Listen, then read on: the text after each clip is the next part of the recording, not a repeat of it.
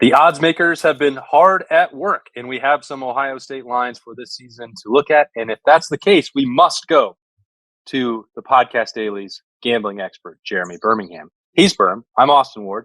And if we're going to put some cash down, a little Thursday throwdown, Berm, and you look at Ohio State 50.5 point favorites in the opener against Akron. I know that's the line that everybody wants to talk about is the opener. What are you thinking? Well, I'm in Texas, by the way, so I actually can't put a wager down. I don't know why the state still doesn't allow it, but you're comfortably at home. You could invest if you saw fit. But that's the first line of the season. There's also one for the game. We'll get to that. But Akron, 50 points, 50.5 points. That's a lot for a season opener. Yeah, I mean, Akron was pretty bad. They were, 2-10 a year ago, I think. Finished 5th in the MAC East, apparently, it says on the computer. Like, they're pretty bad. I don't know that. I mean, when was the last time Ohio State in the Ryan Day area beat someone by 51 points? They did that to Northwestern, right? On that Friday night delight that we got to see there. That was 2019. Was that the last time? I don't know. I think they've done it a few times. I didn't look at that. I just looked at the last couple of times that they've been 50-point favorites, which is pretty rare. They were 50-point favorites over Rutgers, did not cover in a game that I famously said Ohio State would score 100 points in. And there were no official lines because of Florida A&M not being an FBS Division I team. But that was also, I think, offshore much more than 50. And the Buckeyes won that by 76, I believe. Although Ryan Day was not the coach for that game. So you're right. They don't tend to, under Ryan Day, run up the score a ton. He likes to get guys out of the game. He likes to run out the clock. He has talked a lot about the sportsmanship factor. It's also been, maybe there's an adjustment with a lot of this conversation that Ryan Day has had about playing depth and getting meaningful experience and developing the roster, not just to get through the year, but also for the future. Maybe a change of approach could be seen in week one. Yeah. I mean, I don't think so. I would take, I would not pick Ohio State to cover that. And I would feel comfortable not picking Ohio State to cover that. And they may win that game 50-0. And you could lose that bet. So that seems like a bad bet to me. But as far as this season goes, I do think it's going to set up to be an interesting experiment for Ryan Day and how he handles things, because as we talked about on the Tuesday Daily, especially with the defensive side of the ball, after this 2024 season, you're going to lose not just the core of your starting defense, but you're losing everything pretty much on your defense. And I do think that there is a need for Ohio State to really play depth in these first couple of weeks. And I think that could lead to some sloppy plays and maybe giving up a late touchdown here or there to teams like Akron that otherwise wouldn't score. And so, as you look at that sort of expectation on an offense that will have a brand new starting quarterback, no matter who it is, you're going to have a revamped running game, more of that power game that Quinshon Judkins brings. You're going to have an extremely inexperienced wide receiver core. Yeah, you have Emeka Ibuka back. Yes, you have clearly crazy talented players like Carnell Tate, Jeremiah Smith, Brandon Dennis, etc. But to expect the offense to be clicking that well in week one, I just don't buy it. Put your money on the Zips. Ooh, I did not think that would be the direction you were going right off the jump. Because, I don't know, there's a part of me that with that collection of talent and with Chip Kelly making his Ohio State debut with that talent in the backfield and how easily they should be able to move the football against Akron, that this game should be probably 42-0 at least at halftime. And then Ohio State will want to run out there and send a message and build momentum, all those things that we talked about that maybe always talk about that maybe don't mean a ton over the course of a year. But I think they'll want to do some things to get creative early and to get Will Howard or Devin Brown comfortable at quarterback, or maybe both. Probably both, in fact, if that situation transpires when you're looking at, building confidence for both guys over the course of the year. It doesn't actually seem as outlandish to me to get to that 50 I think mark. of it almost exactly. And I wanted to look it up right now. Alabama and playing Middle Tennessee State to start last year. I think they were up like 35-0 at the end of the first quarter, and they won 58-7. Okay, so like that's the type of game so to put any sort of That's a cover, Berm. That's a cover. I know, but that's really cutting it close, and I just don't think that that's the way it's going to go. I do think you could see Ohio State up 28-0 at the end of the first quarter, and then maybe 42-0 at half, and then you coast, and then but clearly there will be an opportunity for some young guys, and maybe you're talented enough that you put James Peoples in there in the third quarter and he pops a 60-yard touchdown run. I don't know, but I hate huge numbers like that, so I don't really know that I would ever feel comfortable betting on a spread that large, especially as a season opener. That just to me is like there's no continuity. You don't know anything about the team. Like, no, thank you. Do you think that? So we have explained, and it is not a endorsement, the way that Ryan Day has handled the backup quarterbacks when they've been in the game and their opportunities or lack of opportunities to throw the football. And I understand where he's coming from, and I know the sportsmanship part is a factor in that. But then that has opened up at least the topic of conversation of like, well, could your backups be more prepared? Could you set up the future more if C.J. Stroud got to throw, if Kyle McCord had got to throw more in games a couple of years ago? C.J. wound up being just fine. A lot of these guys are getting valuable reps throughout the week against one of the best defenses and most loaded rosters in the country. I think those probably carry more weight than beating Akron up in the third quarter. But with the conversations that we've had about managing 5 quarterbacks for Ohio State, and Ryan Day talked about this some on Tuesday at Roosters, do you think he will adjust that part any? Not just like to forget sportsmanship. We're going to run up the score now, but with an eye on future development of not just quarterbacks, but the entire roster, that maybe they would run the full offense more than they used to? I hope. And I think maybe it will almost by default, because one of the things that stood out to me about what he said at Roosters on Tuesday was he made it a point, and he's done this throughout the spring, and so it can't be just talk.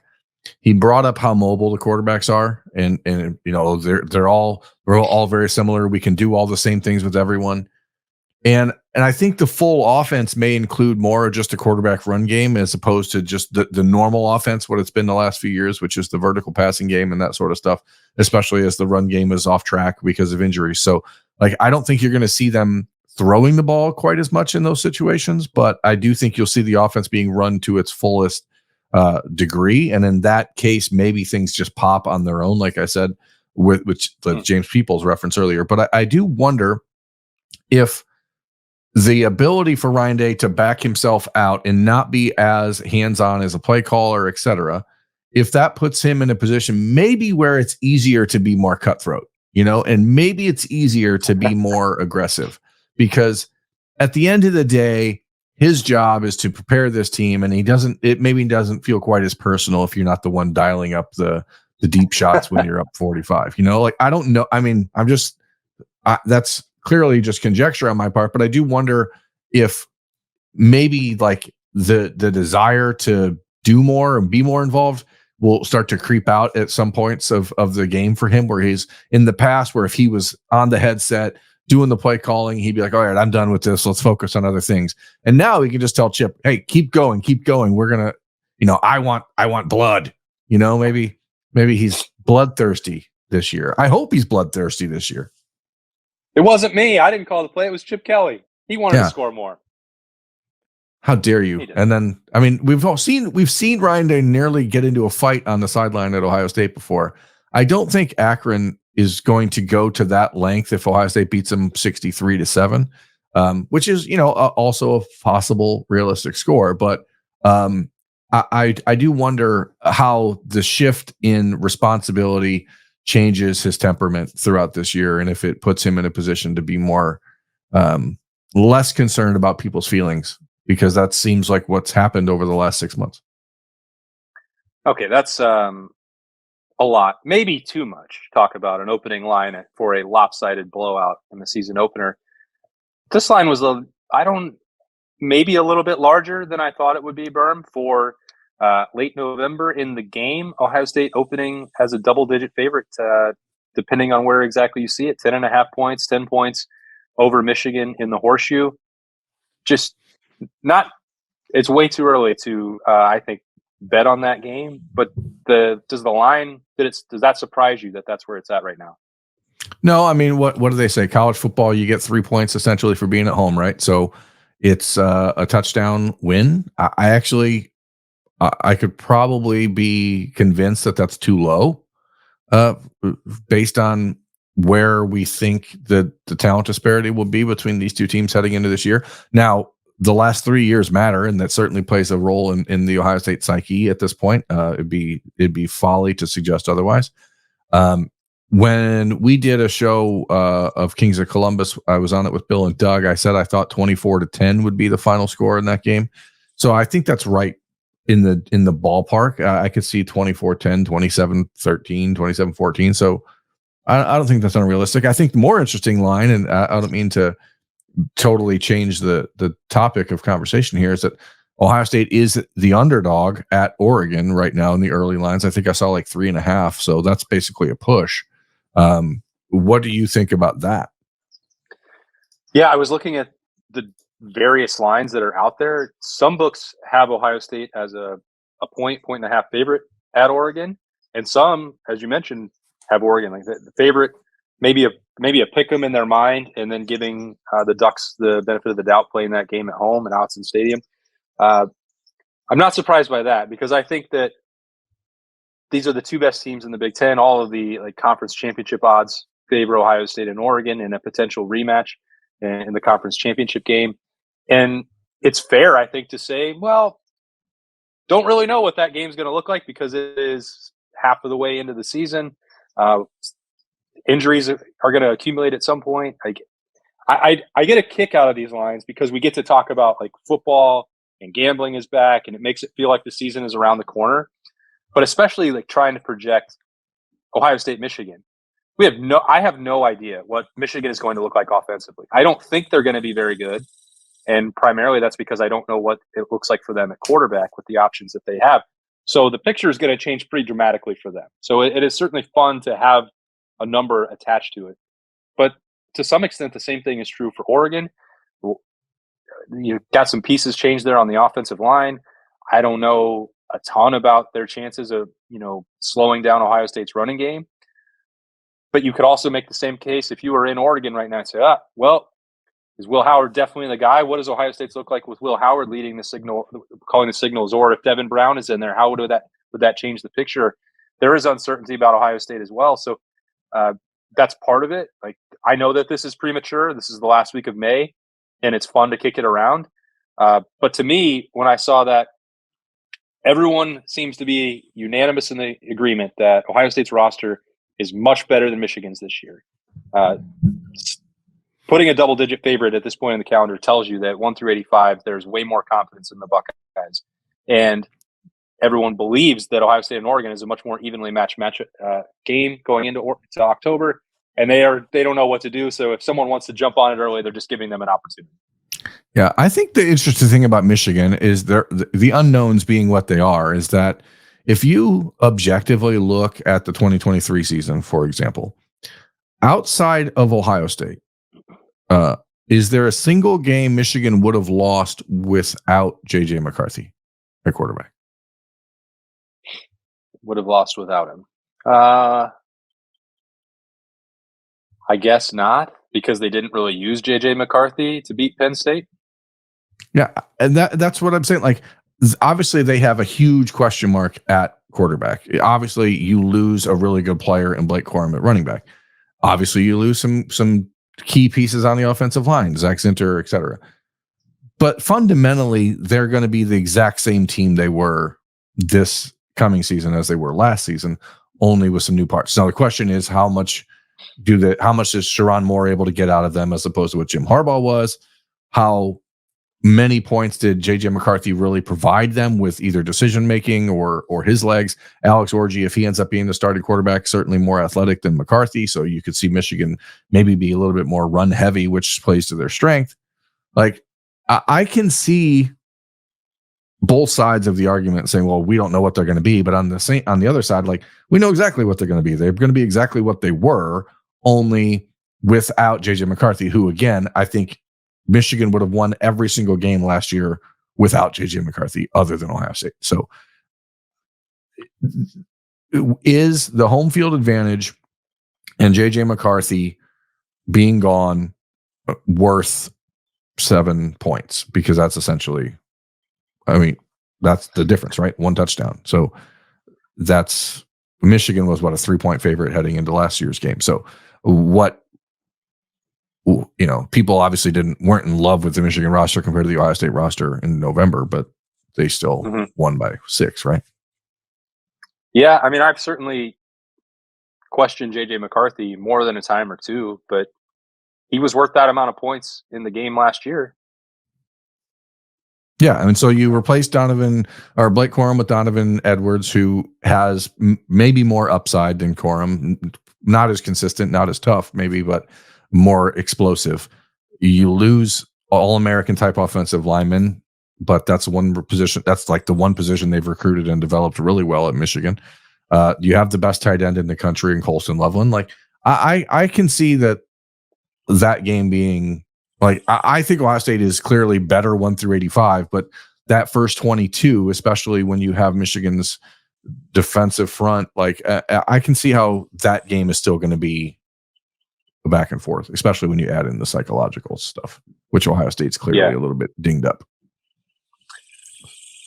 Well, I mean, they may be more dinged up, but those scars and the motivation for that game are significantly favoring Ohio State and veteran presence and all that stuff. It should, yeah. No, you're right.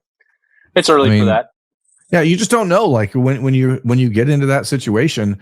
I mean, we saw it out of Ohio State in the 2022 season. Like, Ryan Day was so geeked and so amped up and so emotional about it that he ended up shooting himself in the foot a couple times in that Michigan game in 2022. And obviously, I mean, it helped that Michigan knew every play that Ohio State was running. But there was no doubt a psychological component of that.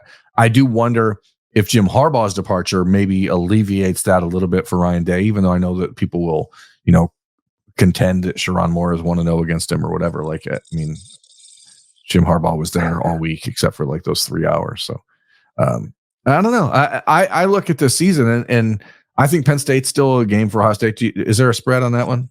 I haven't seen that, but yes, there is. There is a DraftKings spread and BetGM. They both have Ohio State as a 3-point road favorite against the Nittany Lions at this point. So a 6-point favorite on a neutral, which that's historical, I think, more than anything else. Like, they know Penn State and Ohio State always play well, but like, you look at this season, and we've talked so much in the last few months about how Ohio State's going to need to play a 16-game season, blah, blah, blah, blah, blah. Like, I think really we can make an argument that it's a 4-game season for Ohio State, and that's pretty much until you get to the playoff, right? So, like, it's Penn State, it's Oregon, it's Michigan, and then it's the Big Ten championship game, whoever you play for a second time. So it's going to be fascinating. I was wondering if Indy was the one you were going to count, or if you wanted to, I don't know, tack Iowa on there or something. I honestly don't think that game is going to be a cakewalk for Ohio State at this point. And we can make jokes about their offense. Yeah, I think Iowa's defense is going to continue to be very, very good. I'm not saying it's upset alert or that it's spot on the schedule makes it a trap. I'm not going that far. I just think if we're going to go to the next tier, like, Iowa is always going to be a headache. Like, that's just the way it works. Well, it is, the position of the Iowa game is something that gives me pause on that Oregon game, because it is going to be a beat up type of game, and you don't want to have that the week before, having to travel across the country and go to Oregon, deal with everything else that comes with just a transcontinental flight. So that is in itself a bit of a concern. Iowa does not have the horses to run with Ohio State, but they certainly have the ability to muddy the water a little bit and force you to play their style of football. What will be really interesting with Iowa is we had a whole running segment on Kings of the North about, Brian Ferentz tracker and all that stuff and whatever. Right. We had no idea what their offense really was last year because they were down to their third string quarterback and their punter is their best offensive player. So like we don't know what they're going to be when you get Cade McNamara back, when you get Luke Lachey back. It's going to be a little bit different style. They obviously bring in a new offensive coordinator who you would have to imagine is required by some sort of law to be creative. Like Tim Lester has to have some like requirements of every game you have to run X amount of play action. There's got to be something in there. I don't know, but it's the October 5th date of that to me is a bigger concern than anything else not because of how it affects October 5th, but because of how it affects October 12th. Yeah, no, I am with you. I think we've talked about this a lot. It was like Ohio State has a 5-week ramp up for Oregon, and I just don't really think that's the case. Well, it's a ramp up. It's not a flat line. It's a ramp up. 5 weeks of tune up, 5 weeks of preseason. There have been times that we have framed it that way, and I don't think that that's correct because Iowa can be a pain, and I don't really think Michigan State is going to be. They're not that talented, and not even close to as talented as Ohio State. But we've seen a lot of very weird things happen in East Lansing. So I think it would be fair to treat the first 3 weeks as preseason, as playing a ton of guys. But I think once Big Ten play starts at Michigan State, like that's real, and that 3-game stretch, like maybe it's a build. Maybe Michigan State, you avoid the trickiness at East Lansing, or you have that in your mind that it's going to be more of a battle to be prepared for, and then Iowa's going to make it physical. Like it certainly can't be one. It's like you just have to be at your best for Eugene. Like stacking 1 week on top of the other, because I just it cannot be that Ohio State treats this, and I'm not saying they would or that they are. They can't treat it as a 3-game season, and I think that the 2 games before Oregon are going to require some level of attention that maybe often we don't give it enough credit. No, I think that it's actually probably extremely beneficial that you're playing Michigan State and Iowa ahead of Oregon rather than like Rutgers or not a knock on Rutgers. I know last year was chaos, but the 2 of the also rans in the Big Ten. I think that you have 2 teams that have a lot to prove. And so it is like it's an escalatory calendar for Ohio State. Michigan State is here, Iowa's here, and then Oregon's here. Like it actually sets up pretty nice for a team that needs to be peaking in week 6. And so you get there. You should be able to beat Michigan State and Iowa not at your best. Now, that doesn't mean you can go out there and lay an egg, especially, like I said, for Michigan State with a brand new head coach. That's going to be their marquee recruiting game. I'm sure they'll make that a night game if they can. That's going to be all kinds of crazy. Aiden Childs, very athletic and if different type of quarterback than we've seen in the Big Ten in a while. And then you have Iowa coming down the next week. Like that, it's going to be. I think it's good for Ohio State. I mean, I don't care as much about the gambling lines as it is just preparing. But when you look at those lines, like Ohio State will be a 10 or 11 point favorite, something probably 13 or 14 maybe. Michigan State, they'll probably be 18 or 19 to start because no one knows what to expect. And as we get back into the Thursday tradition of the picks show, like I think those are games that are very interesting to watch ahead of time. But I mean, if Ohio State is as good as we think they are going to be, Michigan State and Iowa should be road bumps, and they should not be, warning signs. Yeah, no, that's fair. It should be speed bumps. Why did I call them a road difference between a road bumps? No, I've never heard anyone call it a road bump before. What's a road bump? I don't know, but it sounds very, very cool. I'd love to go see some. So if you can take anything away, if you're going to throw down on this Thursday, Berm says smash the Akron Zips. That wasn't the advice that I thought we would be hearing, but it all checks out. And he is the gambling expert on the podcast daily. Thanks for joining us. Hope you enjoyed this great advice from Berm. I'm Austin Ward. We'll talk to you later.